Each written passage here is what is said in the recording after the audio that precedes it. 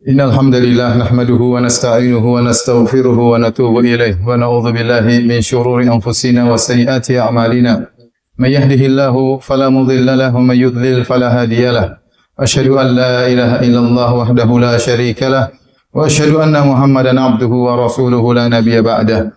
Ya ayyuhalladzina amanu taqullaha haqqa tuqatih wa la tamutunna illa wa antum muslimun. Fa inna asdaqal hadithi kitabullah wa khairal huda huda Muhammadin sallallahu alaihi wasallam wa syarrul umuri muhdatsatuha wa kullu muhdatsatin bid'ah wa kullu bid'atin dhalalah wa kullu dhalalatin finnar. Ma'asyiral muslimin, usikum wa nafsi bitaqwallah faqad fazal muttaqun.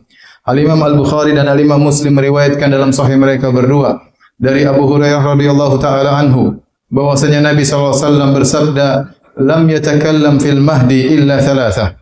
Tidak ada yang berbicara tatkala masih kecil digendong kecuali hanya 3 orang. Isa bin Maryam, yang pertama Nabi Isa alaihissalam, yang kedua adalah sahibu Juraij, anak kecil tentang kisah Juraij, yang ketiga adalah seorang anak yang didoakan oleh ibunya untuk menjadi orang kaya, namun dia tidak mau, dia berbicara, enggan, menolak doa ibunya tersebut, dan yang dia berdoa, ibunya berdoa agar dia dijauhkan tidak menjadi seorang yang dipukulin, dituduh berzina. Kemudian sang mengatakan, jadikanlah saya seperti orang tersebut.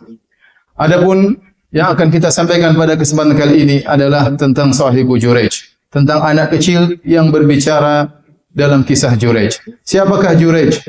Kata Nabi SAW, "Kana Juraijun rajulan abidan." Adalah Juraij adalah salah seorang lelaki yang ahli ibadah dari Bani Israel. Fakana yattakhidhu sawma'atan fakana fiha, dan beliau membuat sebuah sawma'ah, semacam musalla atau kuil, tempat beribadah yang letaknya agak jauh dari tempat pemukiman, yaitu di tempat yang agak tinggi. Maka dia pun konsentrasi untuk beribadah kepada Allah di kuilnya tersebut. Fa'atathu ummuhu wa huwa yusalli. Maka suatu hari ibunya datang, mungkin rindu ingin menyenguk Juraij, sedangkan Juraij sedang salat. Faqalat, maka ibunya berkata, memanggilnya, "Ya Juraij, wahai putraku Juraij." Sementara dia sedang salat, maka dia berkata, "Ya Rabbi ummi wa salati." Ya Rabbu, apa yang harus aku lakukan? Dalam hatinya dia bertanya, apakah saya melanjutkan salatku ataukah aku batalkan untuk menjawab panggilan ibuku? Fa'aqbala ala salatihi. Akhirnya dia pun memilih untuk melanjutkan salatnya. Fansarafat, maka ibunya pun pulang. Falamma kana minal ghad, tatkala keesokan harinya ibunya datang lagi. Atathu ummuhu, ibunya datang lagi. Fanadat ya Juraij, ibunya panggil, wahai Juraij.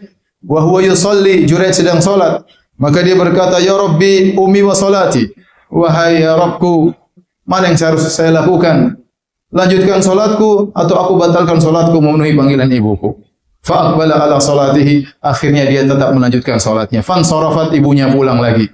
Falamma kana minal ghad, tatkala hari ketiga, atatu ummuhu wa huwa yusalli, ibunya datang lagi dan Juraij sedang salat. Maka dia memanggil putranya, "Ya Juraij, wahai putraku Juraij." Juraij berkata, "Ya Rabbi ummi wa salati." Ya Rabbku, memenuhi panggilan ibuku, batalkan salat atau lanjutkan salat. Fa'aqbala ala salatihi, ternyata dia memilih untuk ketiga kalinya tetap melanjutkan salatnya. Maka ibunya pun marah. Maka ibunya berdoa, "Allahumma la tumithu hatta yanzura ila wujuhil mumisat." Ya Allah, jangan kau matikan Juraij sampai dia melihat kepada wajah wanita pezina.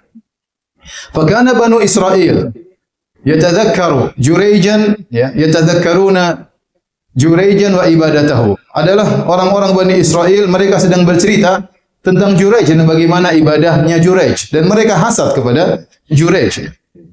Wa kanat imra'atun baghiyun yutamatsalu bi husniha, dan di antara mereka ada seorang wanita yang sangat cantik, wanita pezina, bahkan disebut-sebut tentang kecantikannya yang sangat luar biasa.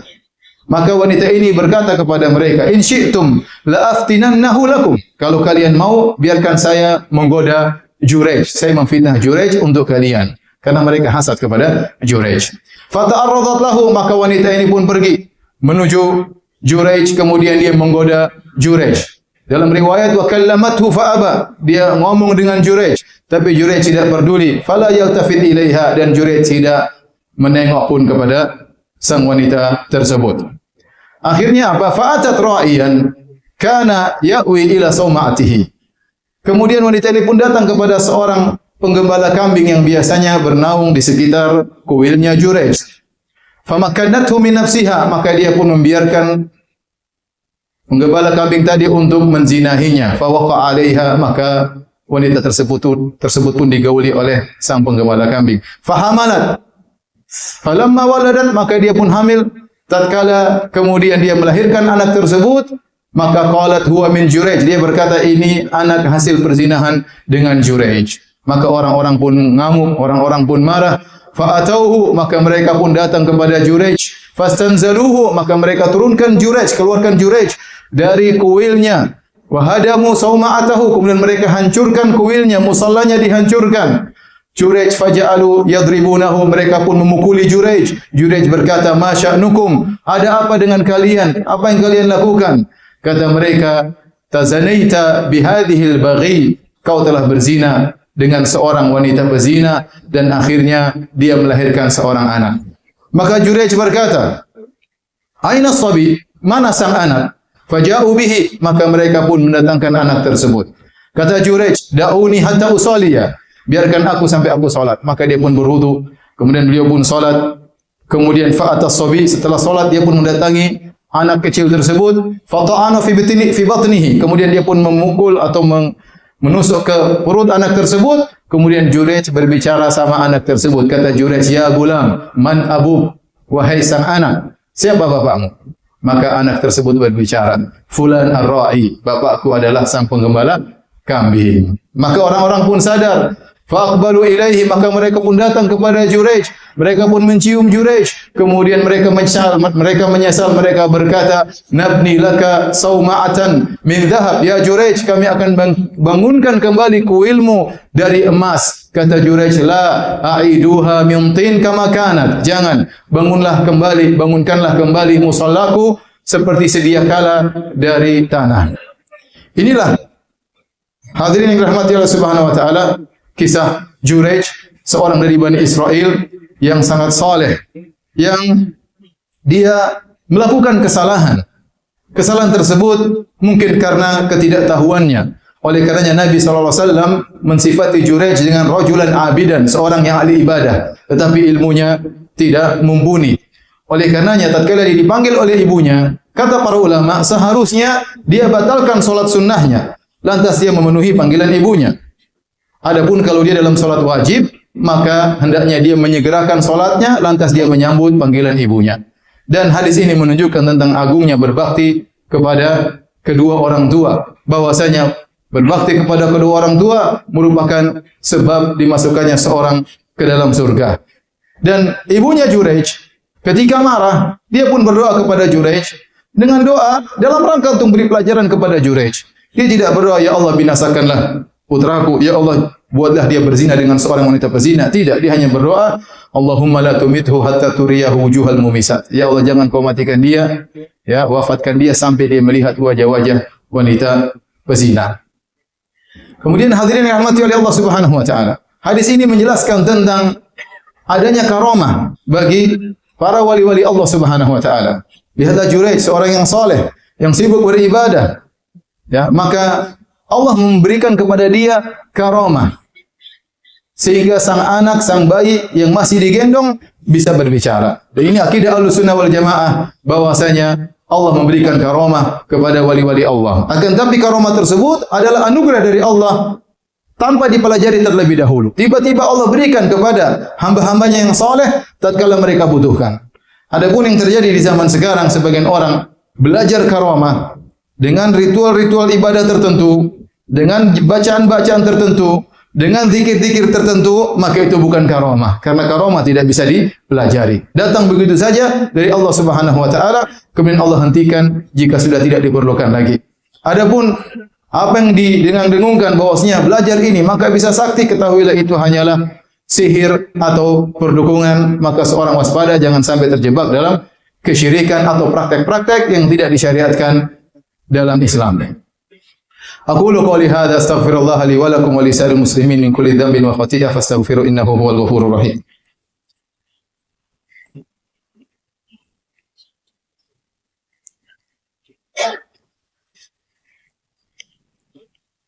Alhamdulillahi ala ihsani wa syukru lahu ala taufiqihi wa amtinani wa asyhadu an la ilaha illallah wahdahu la syarika lah ta'ziman li sya'ni wa asyhadu anna Muhammadan abduhu wa rasuluhu da'ila ridwani. Allahumma salli alaihi wa ala alihi wa ashabihi wa ikhwani.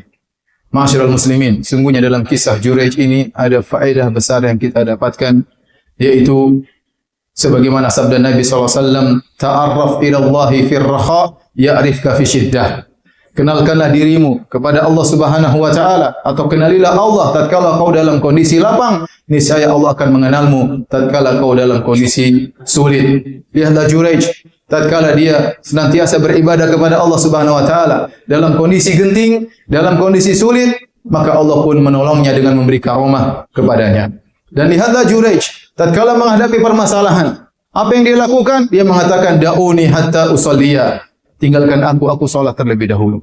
Dan itulah sunnah yang diajarkan oleh Nabi SAW. Kalau kita menghadapi sesuatu yang sulit, maka yang pertama kita lakukan, mengeluhkannya kepada Allah Subhanahu wa taala. Kana Nabi SAW idza hazabahu amr fazi'a ila salat. Adalah Nabi SAW kalau menghadapi sesuatu yang menggelisahkan, permasalahan, maka beliau segera salat kepada Allah Subhanahu wa taala. Tidak seperti sebagian kita. Begitu ada permasalahan yang dipikirkan, saya mau ngomong ke siapa? Siapa yang bisa bantu saya? Sebelum itu semua, maka hendaknya seorang mengadukan kepada Allah Subhanahu wa taala. Sujud, meminta kepada Allah Subhanahu wa taala, bermunajat kepada Rabbul Alamin, karena segala perkara di tangan Allah Subhanahu wa taala. Lihatlah bagaimana Allah sebutkan para anbiya dalam kondisi mereka sulit, mereka berdoa kepada Allah Subhanahu wa taala. Kata Allah Subhanahu wa taala tentang Nabi Yunus alaihi salam, "Wa dhannuni idh dhahaba mughadiban fa dhanna an lan naqdira alaihi fanada fi dhulumati an la ilaha illa anta subhanaka inni kuntu minadh dhalimin."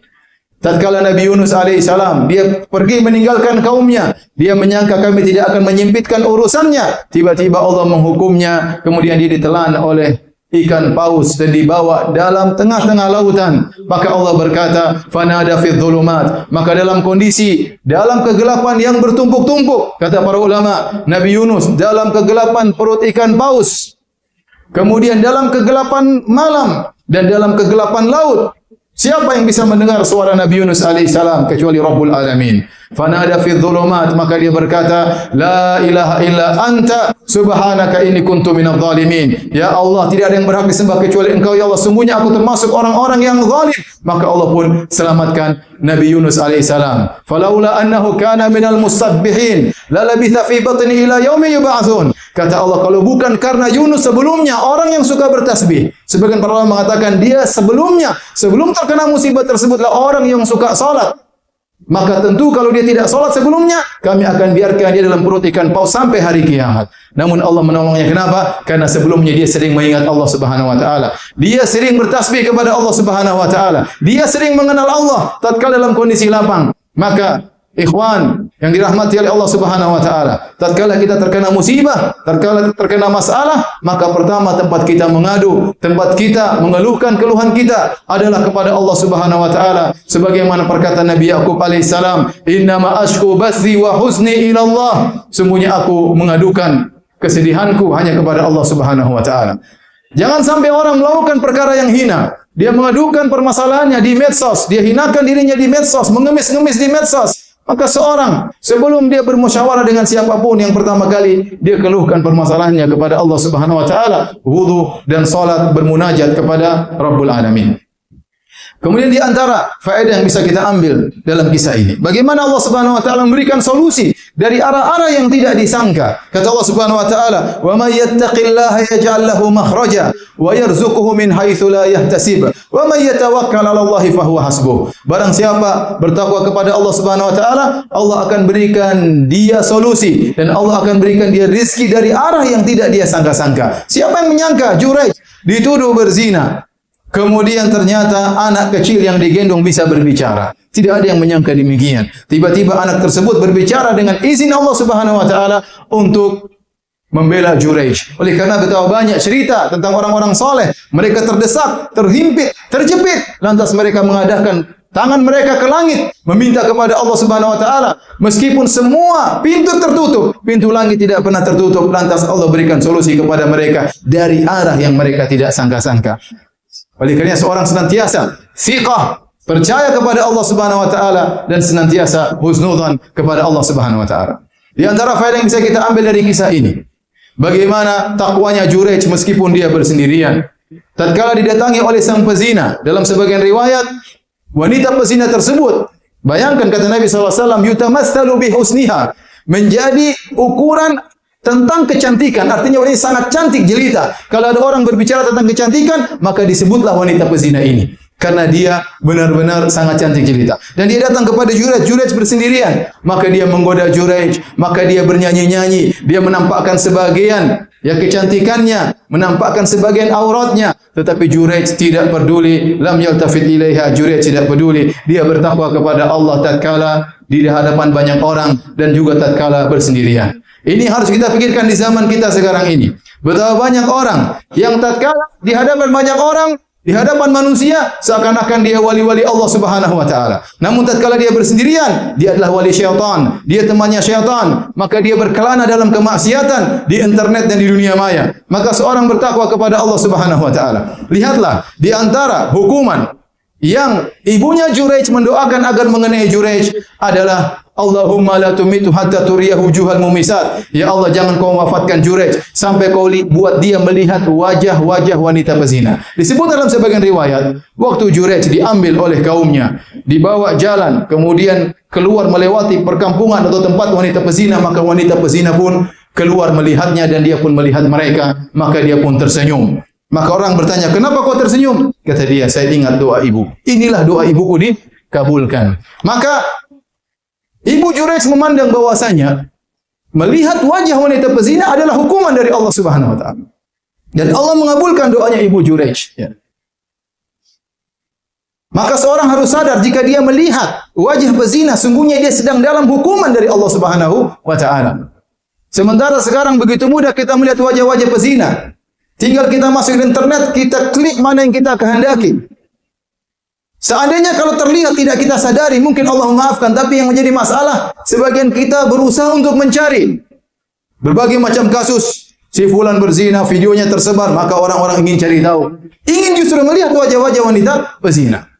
Sudah disebarkan di berita, wanita ini berzina, maka ingin lihat lagi wajahnya, padahal itu adalah hukuman. Tatkala di zaman Bani Israel, seandainya seorang sadar bahwasanya dia sedang menjalankan hukuman dari Allah Subhanahu wa taala, azab dari Allah melihat wajah wanita pezina, maka dia berusaha meninggalkan hal tersebut. Tapi demikianlah fitnah yang terjadi di zaman sekarang ini. Maka seorang banyak-banyak bertakwa kepada Allah Subhanahu wa taala, banyak-banyak istighfar kepada Allah Subhanahu wa taala agar terjauhkan dari melihat wajah-wajah wanita pezina, bukan malah semakin bersenang-senang untuk melihat wajah-wajah mereka. Semoga Allah Subhanahu wa taala melindungi kita dari seluruh fitnah, baik yang nampak maupun yang tersembunyi. Innallaha malaikatahu yusholluna 'alan nabi, ya ayyuhalladzina amanu shallu 'alaihi wa sallimu taslima. Allahumma shalli 'ala Muhammad wa 'ala ali Muhammad kama shallaita 'ala Ibrahim wa 'ala ali Ibrahim innaka Hamidum Majid. Wa barik 'ala Muhammad wa 'ala ali Muhammad kama barakta 'ala Ibrahim wa 'ala ali Ibrahim innaka Hamidum Majid.